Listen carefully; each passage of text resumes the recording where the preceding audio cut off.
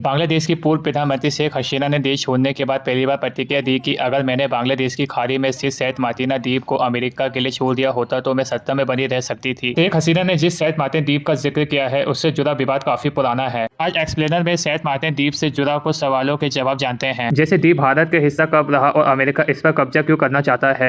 Syed Martin द्वीप की location क्या है, पहले ये समझते हैं। भारत के पूर्वोत्तर राज्य त्रिपुरा से करीब 300 किलोमीटर दूर बंगाल की खाड़ी में सैयद मार्टिन द्वीप है, जो फिलहाल बांग्लादेश का हिस्सा है। बांग्लादेश के कोकस बाजार जिले से इसकी दूरी करीब 9 किलोमीटर है और म्यांमार के कोस्टल एरिया से इसकी दूरी महज 8 किलोमीटर है। म्यांमार और बांग्लादेश के बीच 3 किलोमीटर वर्ग एरिया में बसे इस छोटे से द्वीप पर करीब 3000 से 7000 लोग रहते हैं। इस द्वीप पर सबसे पहले 18वीं सदी में अरब व्यापारियों ने बसना शुरू किया था। यहाँ रहने वाले ज्यादातर लोग मुख्य रूप से मछुआरे हैं, जबकि कुछ लोग चावल, नारियल और समुद्र सेवल की खेती करते हैं। लेकिन इस द्वीप का नाम सैयद मार्टिन क्यों रखा गया? दरअसल ब्रिटेन कब्जे के दौरान ये पुराना इलाका चतवा राज्य में आता था। इस द्वीप के नाम रखने को लेकर दो तरह के दावे किए जाते हैं। पहला दावा साल 1980 में क्षेत्र के तत्कालीन डिप्टी कमिश्नर सैयद मार्टिन के नाम पर इसका नाम रखा गया, और दूसरा दावा इस द्वीप का नाम यहाँ रहने वाले ईसाई पादरी मार्टिन के नाम पर रखा गया था। लेकिन क्या ये द्वीप कभी आबादित भारत का हिस्सा भी रहा था? तो जवाब है हाँ। 19वीं सदी में ब्रिटेन अधिकारियों ने लैंड सर्वेस किया, जिसमें सैयद मार्टिन द्वीप को ब्रिटिश भारत का हिस्सा बताया गया था। 1947 में हुई बंटवारे के बाद ये द्वीप पाकिस्तान के हिस्से में चला गया था और 1971 में ये द्वीप बांग्लादेश मुक्ति संग्राम का केंद्र बना और बांग्लादेश की आजादी के बाद देश का हिस्सा बना। लेकिन ये द्वीप जियोपॉलिटिक्स के लिहाज से इतना खास क्यों है? भारत, बांग्लादेश और मिजोरम के बीच स्थित ये द्वीप अपने लोकेशन की वजह से बेहद खास है।